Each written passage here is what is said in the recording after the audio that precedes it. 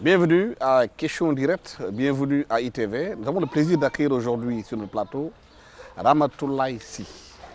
Elle réalise des films et une franco-sénégalaise. Son dernier film qui sort au Sénégal le 6 octobre, en avant-première.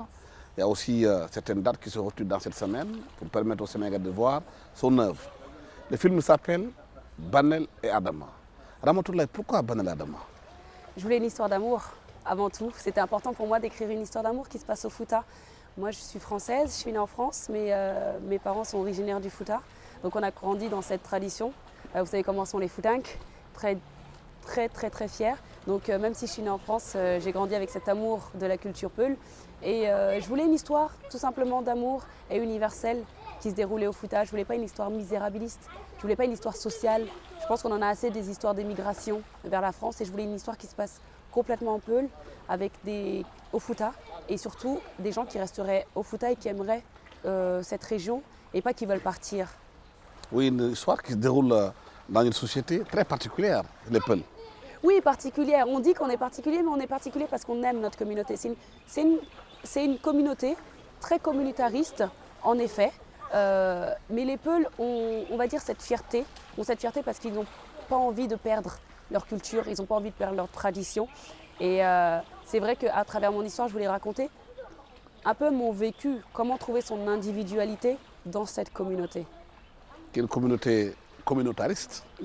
Oui, qui est communauté communautariste, mais qui est quand même, on va dire, assez ouverte dans le monde. Les Peuls, on les trouve partout dans le monde. C'est vrai qu'ils sont, on dit qu'ils ont la réputation d'être communautaristes, mais comme je vous ai dit, c'est juste, on va dire, une sorte de préservation.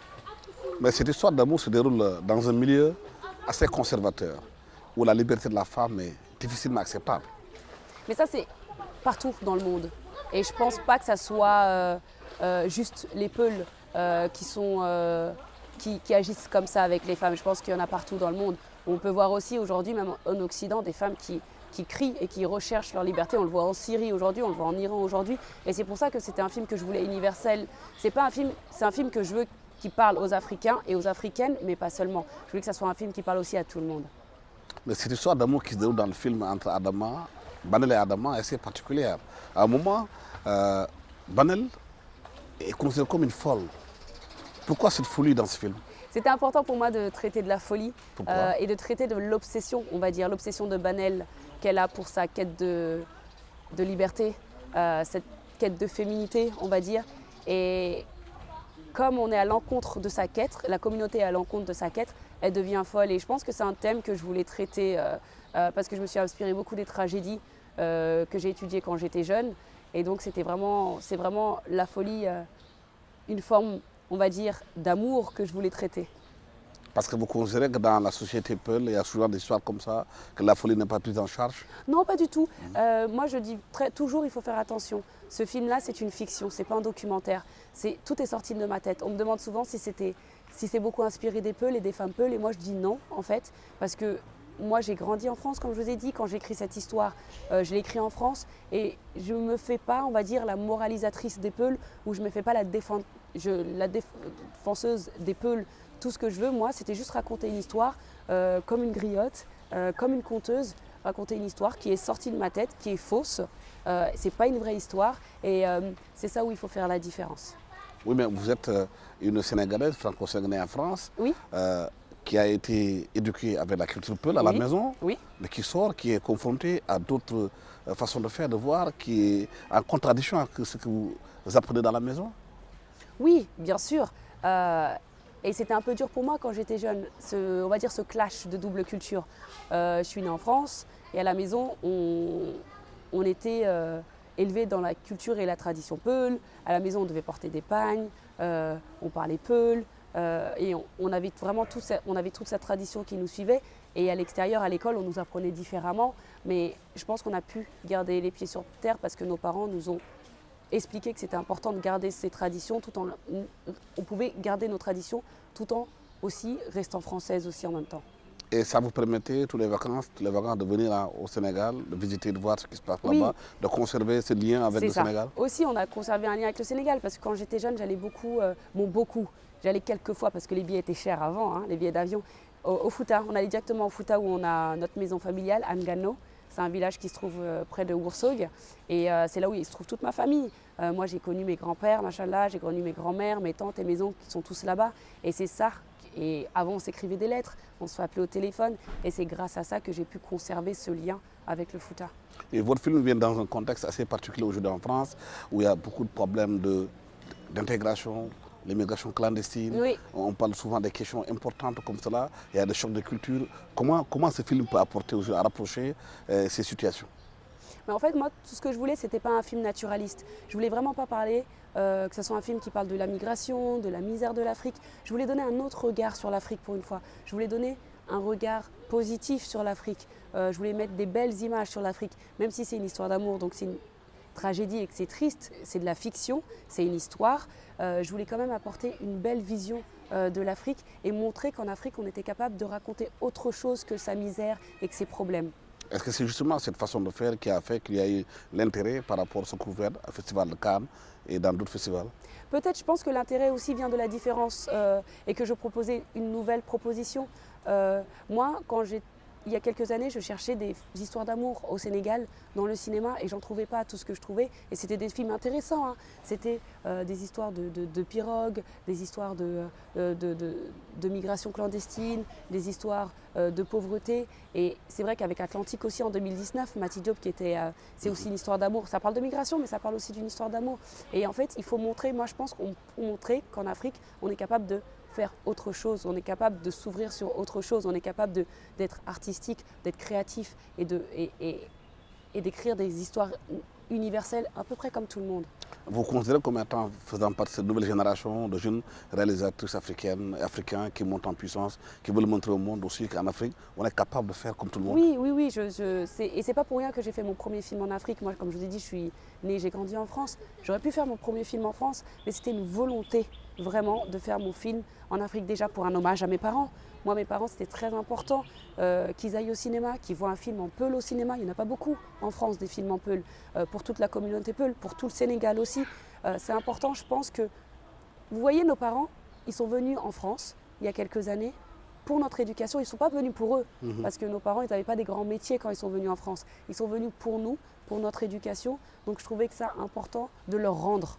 Et de rendre aussi à l'Afrique ce qu'ils nous ont donné. Parce que moi, j'aurais pu être née ici, mais j'ai eu la chance d'être née en France. Donc j'apporte mon expertise en Afrique et c'est important pour moi de redonner ce qu'on m'a donné. Pourquoi le choix de la langue Peul dans votre film? Parce qu'on a vu aussi qu'Omar Sy avec des tirailleurs, où c'est utilisé le polar. Pourquoi le polar?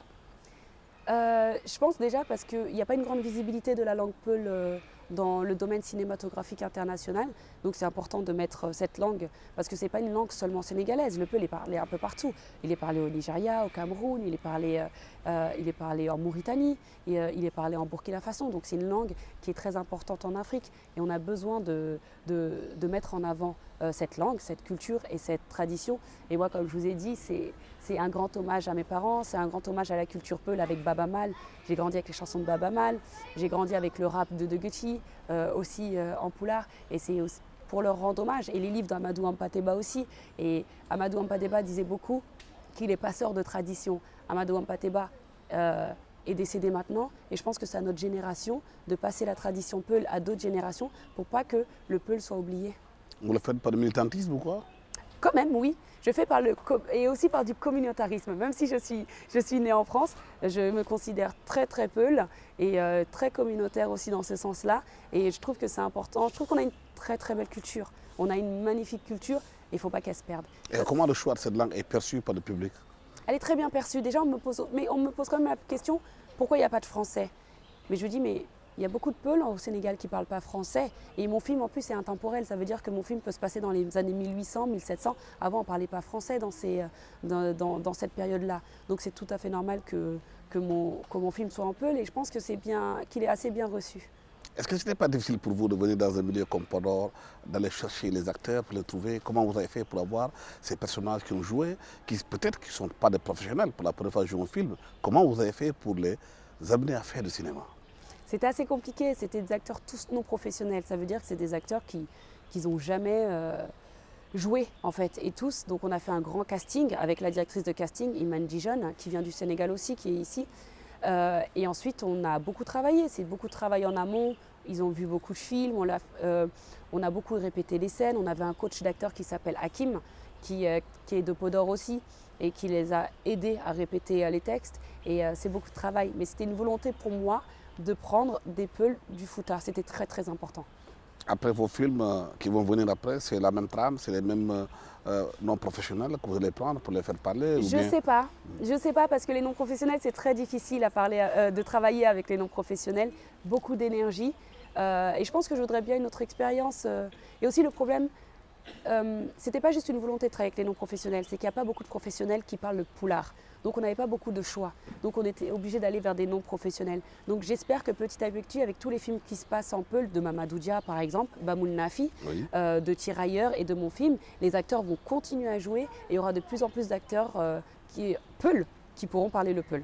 Mais derrière ça, est-ce qu'il y a un projet de formation justement par rapport à l'actorat au Sénégal? Alors j'espère qu'il y en aura une, il y a plusieurs écoles, il y a Cinécap, il y a Yenega, il y a Courtrajmé qui sont là mais qui ont plus des formations de réalisation et de scénario et de montage. J'espère qu'un jour ils vont créer une formation d'acteuring parce que je pense que c'est très important de mettre les jeunes dans le cinéma et j'en suis sûre qu'il y a beaucoup de gens qui voudraient être acteurs ici. Parce que le souci, ce n'est pas seulement de faire de l'actorat, il y a aussi le travail de scénarisation qu'il faut faire en Afrique. On ne trouve pas beaucoup de gens qui sont dans les scénarios.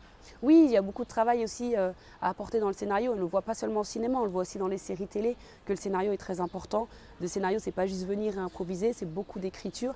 Mais comme je vous ai dit, il y a ces écoles qui commencent à donner des formations. Moi, j'ai donné des formations pour Cinécap avec Oumar Sall, par exemple, dans le scénario. Et tous ces gens comme Oumar Sall et d'autres font des efforts pour trouver des financements pour apprendre à des jeunes. Et il y a aussi Molikan avec Dakar Court et Ciné Banlieue qui aident vraiment les gens à trouver des formations dans le cinéma et dans l'écriture. Vous sortez un film au Sénégal où de plus en plus les gens sont orientés vers les séries de télévision. Oui. Les séries cartoon au Sénégal, Oui. à la télévision, Oui. moins que les films. Oui. Les Sénégalais vont de moins en moins au cinéma. Oui, mais je pense que c'est une question de... C'est pas une question de culture parce qu'avant les Sénégalais allaient beaucoup au cinéma. Je pense que c'est une question d'accessibilité. Le cinéma, bien sûr, il y en a beaucoup à Dakar, mais Dakar ne fait pas le Sénégal. Dakar n'est pas le Sénégal. Je pense qu'il faut ouvrir encore beaucoup plus de cinéma en région, en Casamance, au Fouta, à Kaolack, à Ziguinchor, pour que le cinéma soit beaucoup plus accessible et surtout réduire les prix parce que le cinéma n'est pas accessible à cause aussi des prix. Oui, votre film est dit en polar, il est déclamé en polar, vous le projetez à Dakar, les régions sénégalaises, au Fouta, là où vous avez commencé votre film. Est-ce qu'il est prévu une tournée là-bas pour le projeter sur place là-bas? Bien sûr. Et après en Afrique, où on parle polar un peu partout? Alors, il est projeté d'abord au Sénégal, vendredi à Dakar, Inch'Allah, ensuite samedi à Saint-Louis et dans un village à Podor dimanche. Et ensuite, il va sortir dans plusieurs pays d'Afrique grâce à APATBC qui distribue le film. Ouais. Mais dites-moi aujourd'hui, beaucoup de jeunes comme vous au Sénégal ont envie de faire du cinéma. Quels sont les conseils que vous leur donnez si vous voulez faire ce métier? De s'accrocher. Ce n'est pas un métier facile, surtout en Afrique, parce que même si on est énormément aidé par le FOPICA et par le ministère de la Culture, c'est pas facile de faire du cinéma parce que les moyens vont, et c'est normal, à d'autres institutions parce que l'éducation, la santé a besoin beaucoup plus de moyens que la culture, même si la culture est très importante. Je leur dirais de s'accrocher et de foncer. Il y a beaucoup d'institutions maintenant, comme Cinécap, comme Yenega, comme Courtrajmé, comme Dakar Banlieue, Ciné Banlieue aussi, qui aident les jeunes qui veulent faire du cinéma à intégrer des écoles de cinéma. Oui, avant de réaliser votre film Banel Adama, vous avez resté pendant 7 ans avant de le faire. Oui. Qu'est-ce qui s'est passé? Pourquoi? Tout Je pense- longtemps. je voulais pas réaliser directement parce que je pense que je me trouvais pas assez mature pour réaliser.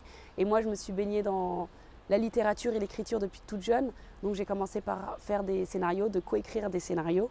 Et ensuite, en 2021, lorsque j'étais prête à réaliser, quand j'avais assez de maturité et surtout lorsque j'ai fondé et j'ai créé ma propre vision du monde, quand j'étais prête à réaliser, j'ai commencé avec un court-métrage Astel qui se passe aussi au Fouta et j'ai enchaîné avec Banel et Adama. C'est quoi votre vision du monde? Ma vision du monde, elle est un peu spéciale, je pense, ma vision du monde. C'est laquelle? C'est une question très philosophique et très difficile, mais très intéressante. Ma vision du monde. Mais en fait, je pense qu'il faut regarder le film Banel et Adama pour comprendre ma vision du monde. Ma vision du monde est très féministe et féminine. Je pense qu'il faut faire assez confiance aux femmes. Il faut qu'on fasse confiance aux femmes, sans éliminer les hommes. Je ne dis pas que les hommes ne comptent pas, mais je dis juste qu'il faut faire de plus en plus confiance aux femmes. On a la force, et je pense que les gens savent qu'on a la force, on a la résilience, on a la dignité. Et j'espère un jour voir une présidente femme sénégalaise. Oui, faire confiance aux femmes, c'est revoir la manière dont les femmes sont éduquées dans les maisons, la façon de faire. Parce que le constat qu'on a fait dans les maisons au Sénégal surtout, c'est que les femmes abattent le plus gros du travail dans les maisons. C'est ça. Elles sont pratiquement, entre guillemets, considérées comme des forçats. Oui. Les garçons ne font rien dans les maisons. Est-ce que c'est cette vision qu'il faut revoir pour qu'on permette aux femmes de s'exprimer davantage? Je ne sais pas si c'est cette vision qu'il faut revoir, mais déjà dans cette expérience et de voir que les femmes font beaucoup de choses. Moi, quand je vais en Sénégal et que je vois dans la rue, je vois qu'il y a beaucoup de femmes vendeuses. C'est que les femmes sont beaucoup présentes dans la vente, les femmes sont présentes dans les boutiques, sont présentes en fait partout. Et c'est juste pour faire confiance aux femmes. Je ne dis pas qu'elles doivent rien faire aussi à la maison. C'est juste, on le voit, elles sont capables de prendre une charge mentale de travail. Elles ont une énergie folle. Et je me fais pas défenseuse de la, on va dire, de la sociologie de la femme sénégalaise, mais je dis juste qu'il faut faire confiance en la femme. Est-ce que vous pensez qu'elles sont assez conscientes de cette force qu'elles ont dans la société? Est-ce qu'elles ont pris en charge cette question? Moi, je pense qu'elles sont conscientes de cette force, elles le sont, elles le savent, mais c'est qu'on ne les aide pas assez. Comment? On ne les aide pas assez. Mais c'est à vous les hommes, c'est au gouvernement de les mettre en avant, de mettre beaucoup plus de femmes dans des postes à importance, de créer des fondations pour les femmes, d'aider les femmes à aller à l'école, tout simplement, quand elles sont plus jeunes et de ne pas rester à la maison. Et dire aux femmes, oui, on peut tout faire en fait. Ce n'est pas parce qu'on est à la maison qu'on ne peut pas aussi travailler à côté. Moi, je connais des femmes qui sont très bien à la maison, mais qui travaillent aussi à côté, qui savent tout gérer. Et je pense que c'est aux hommes de faire confiance aux femmes et les hommes laisser un peu leur place aussi aux femmes.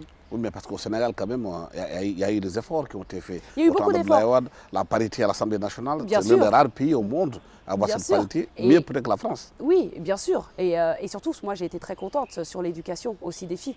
Il y a une grande avancée depuis quelques années au Sénégal. Moi, j'ai fait un tour à Mariamaba, par exemple, et je vois toutes les filles ambitieuses qui sont là-bas, très intelligentes, parce que pour entrer à Mariamaba, il faut vraiment avoir quand même un bon niveau. C'est vrai qu'il y a énormément de choses qui ont été faites pour la femme, mais il y a encore du travail à faire. Il y a encore du travail à faire. Les femmes citadines sont plus privilégiées. Quand vous allez à l'intérieur du pays, vous avez des femmes rurales qui sont encore dans la cuisine, qui sont Oui. encore en train de chercher des fagots de bois. La maternité, elles sont difficilement elles ont des problèmes. Elles sont Elles ont des problèmes. Oui, bien sûr, elles ont des problèmes, mais je pense que il faut leur laisser le choix. Si les femmes veulent rester à la maison, il n'y a pas de souci, qu'elles restent à la maison. Il y a des femmes qui sont très heureuses pour rester à la maison. Comme je vous dis, moi, je me fais la défenseuse de personne. Jamais j'oserais être moralisatrice. Je ne suis pas à ma place là. Moi, je dis juste que il faut faire plus confiance et il faut laisser la place et donner la bonne place. Et il faut, comme vous dites, c'est même pas pour écraser les hommes, c'est vraiment une parité. C'est vraiment une parité. Je pense que les deux peuvent apporter, les hommes peuvent apporter, les femmes aussi peuvent apporter. Vous êtes des citoyens du monde aussi, vous Oui. êtes concernés par la question d'actualité, ce qu'on voit aujourd'hui au Sénégal. Il y a des femmes aussi qui Oui. prennent les bateaux pour aller en Espagne, Oui. aller un peu partout. Oui. Souvent des jeunes filles de bas Oui, âge, 2 oui. ans, 3 ans. Oui. C'est une actualité qui vous interpelle? Ça me touche vraiment de ce qu'on a vu la semaine dernière sur Lampedusa aussi. Les femmes qui racontaient toutes les violences et les viols qu'ils subissent lorsqu'ils arrivent sur place ou sur les bateaux. Et je pense que ça, c'est un gros travail, c'est le plus gros travail à faire. Et le plus gros travail à faire, c'est leur dire que, et ça je pense que c'est avec l'aide de tout le monde, avec l'aide du gouvernement et avec l'aide de tout le monde, de tout faire en sorte pour qu'il y ait de la place pour tout le monde ici. Et ça commence par, toujours je pense que ça commence par l'éducation. Plus il y a des gens éduqués, plus il y aura du travail pour tout le monde. C'est vrai qu'avant, moi je pense que le temps de nos parents, l'Europe c'était l'Eldorado, mais je pense que plus maintenant en fait. L'Europe n'est plus l'Eldorado. Et vous savez, il y a beaucoup d'Africains comme moi qui sont en France qui reviennent vivre au Sénégal parce qu'on sait que l'avenir est en Afrique. Et je pense qu'il faut que les jeunes Sénégalais aujourd'hui prennent aussi conscience que l'Afrique, l'Occident, ce n'est plus l'avenir. C'était l'avenir avant, mais l'avenir, c'est en Afrique. Et c'est pour ça qu'on voit beaucoup d'expats américains, japonais. Ils sont tous là aujourd'hui. Ils viennent tous vivre là. Ça se retourne un peu. Et il faut que les jeunes Africains en prennent conscience. Et ça, je pense qu'il faut qu'ils en prennent conscience avec l'aide de tout un pays et avec l'aide aussi du gouvernement. Est-ce que dans vos discussions, justement, vous avez ces discussions avec les jeunes qui rêvent d'aller en Europe jusqu'à présent? Non, j'en ai vous pas. échangez avec eux pour leur parler que ce n'est plus ce que ça a été avant, que les choses ont changé Moi, en Europe? Je ne dis pas que j'ai des discussions avec les jeunes, parce que moi, je ne vis pas ici, comme je vous dis. Dans vos rencontres? Mais dans mes cousins, déjà. Dans ma famille, dans mes cousins, moi, je leur dis de réfléchir. Déjà, pour y arriver, il faut y arriver. Tout le monde n'y arrive pas. Et ensuite, quand on est là-bas, c'est dur. La France est dure. Et je leur dis déjà, la France et l'Europe, c'est dur pour nous qui sommes nés là-bas. Alors pour vous, ça va être 10 fois pire. Et moi, ce que je conseille aux jeunes de ma famille, c'est de rester ici, de faire des études ici et de croire en leur pays, même si c'est difficile. C'est plus facile pour moi de parler. Je sais que c'est plus facile pour moi parce que je suis une privilégiée, mais j'essaie de leur conseiller avec tout ce que je sais de ce qui se passe là-bas. C'est pas facile pour les étrangers. On constate que chaque année en France, il y a des débats qui se posent, des débats communautaristes, des débats aussi par rapport à l'actualité. Aujourd'hui, c'est l'abaya qui pose débat en France. Avant, c'était le foulard. C'est des débats qui vous heurtent? Oui, c'est des débats qui me heurtent, bien sûr, parce qu'en tant que musulmane, j'ai l'impression, et en tant que femme surtout, moi je dis qu'il faut laisser la femme s'habiller comme elle veut. Si la femme veut mettre la baya, qu'elle mette la baya. Si la femme ne veut pas mettre la baya, qu'elle ne mette pas la baya. Si elle veut mettre le foulard, si elle veut mettre une mini-jupe, qu'elle fasse ce qu'elle veut en fait. Il faut laisser les gens vivre comme ils le veulent et ne pas s'interposer dans le privé, on va dire, parce que c'est une question privée. Pour revenir un peu au cinéma, le Sénégal constate avec fierté qu'il y a des Sénégalaises qui sont maintenant dans le cinéma mondial. Il y a vous, il y a Mati, il y a aussi Omar Sy. Est-ce qu'il y a une synergie entre vous, Sénégalaises d'origine, qui travaillent ensemble par rapport à ces thématiques? Moi, je ne travaille pas avec eux et j'ai rencontré Mati Diop il y a vraiment récemment. On a discuté, j'ai vu son film, elle a vu mon film, on a pu échanger un peu. Mais c'est vrai que on vit tellement dans des univers hyper différents, et souvent dans des pays différents qu'on n'a pas l'occasion de se rencontrer. J'ai jamais rencontré Omar Sy, Mati Diop j'ai rencontré récemment, mais j'espère pouvoir les rencontrer un peu plus posément un jour pour qu'on puisse parler. Et je pense qu'on a plein de points en commun, que ce soit le cinéma, que ce soit le fait qu'on soit sénégalais, le fait qu'on ait été à Cannes en sélection aussi. Et je pense qu'on a beaucoup à échanger. Parce que quand vous avez projeté votre film, vous appelez Ramatoulaye ici. Oui. Est-ce que c'est la sœur Omar Sy oui. qui est dans le cinéma? J'ai toujours eu cette question depuis que je suis jeune. Mais non, moi je leur dis toujours, les Sy, il y en a des millions au Sénégal. La famille de Tivaouane, vraiment tout le monde, il y a vraiment beaucoup de Sy. Oui, mais deux Sy Alpulaar, c'est quand même... Alpulaar, c'est vrai. Et qui sont des Fouta. Et qui sont du Fouta. Il n'y a pas de lien de parenté entre vous? Non, pas du tout. C'est ça. Oui. Ah non, pas du tout. Je ne le connais pas du tout. On n'a pas de lien de parenté, je ne l'ai jamais connu. On a juste ce lien de s'appeler Sy et je pense que c'est une fierté. Après votre film Banel et Adama, quels sont vos projets? Alors pour l'instant, je réfléchis sur la suite. Je sais que je suis très attendue sur la suite. Je ne sais pas si ce sera un film au Sénégal, en Afrique ou ailleurs. Mais je suis en train de réfléchir. Pour l'instant, j'accompagne le film. Il est sorti dans le monde entier. Je fais beaucoup de festivals. Le film est apprécié. Donc je tourne un peu dans le monde entier avec ce film. Je l'accompagne, j'en discute, je fais des débats. Et voilà, pour l'instant, juste pendant 6-7 mois, ce sera là. Ensuite, je me reposerai et je penserai à la suite. Est-ce que vous êtes consciente que vous êtes très attendue après ce film? Je suis très consciente parce qu'être à Cannes en compétition officielle pour un premier film, je sais que tout le monde me regarde et tout le monde m'attend. C'est pour ça que j'ai envie de prendre mon temps. Qu'est-ce que Cannes a changé en vous avec cette compétition officielle en tant que cinéaste, en tant que réalisatrice? Pour l'instant, je n'ai pas encore vu, mais tout le monde me dit que j'aurais peut-être des facilités à faire un deuxième film, j'espère. Et en tant que réalisatrice, ça m'a donné une visibilité internationale. Et ça aussi, j'en suis très fière, ça a donné une visibilité surtout au Sénégal. Est-ce que justement au niveau du ministère de la Culture et du Tourisme au Sénégal, c'est ce que vous avez fait en tant que Sénégalaise qui est dans le cinéma est prise en charge, accompagnée pour montrer que le Sénégal, il y a des Sénégalaises qui peuvent faire des choses importantes, pousser les gens à venir visiter le Sénégal, surtout le Podor. Mais oui, c'est ça. Mais j'espère. Je rencontre le ministre cette semaine. On parlera de tout ça. Mais j'étais en tout cas très fière qu'il vienne. Il est venu à la Cannes et il nous a soutenus à Cannes. Il a soutenu toute l'équipe qu'on a ramenée et j'espère qu'il y aura une continuité avec ce film qui a une grande visibilité. Surtout comme vous dites, il faut jouer avec le tourisme à Podor et j'espère que tout cela sera très suivi. Oui. Les gens qui ont participé dans le film ont eu beaucoup de noms africains, sénégalais. C'est un choix. Avec Beaucoup de noms, Oui. de noms africains et sénégalais dans votre film. C'est un choix. C'est un choix. Pourquoi? C'est un choix. C'était un choix déjà de l'équipe technique. C'était un choix de travailler avec des Sénégalais. Moi, je pense que c'est très important parce qu'on ne peut pas mettre un film africain en avant, le Sénégal en avant, le cinéma africain et sénégalais en avant, sans mettre les techniciens en avant. Donc, je ne suis pas venue avec beaucoup de gens de France. Je suis venue avec 4 personnes. Mais sinon, toute l'équipe était sénégalaise et là, quasiment 90% et c'est ma fierté.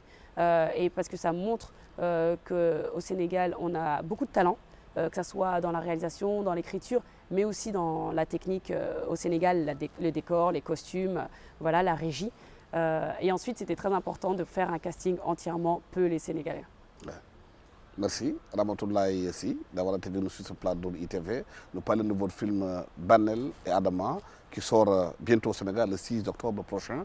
Mais dans les jours prochains, l'avant-première sera projetée dans un hôtel de la place. Merci d'avoir été avec nous sur ce plateau de ITV.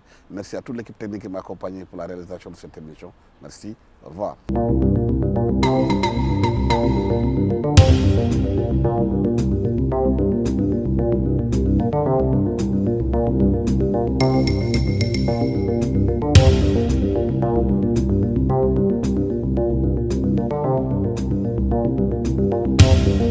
Thank you.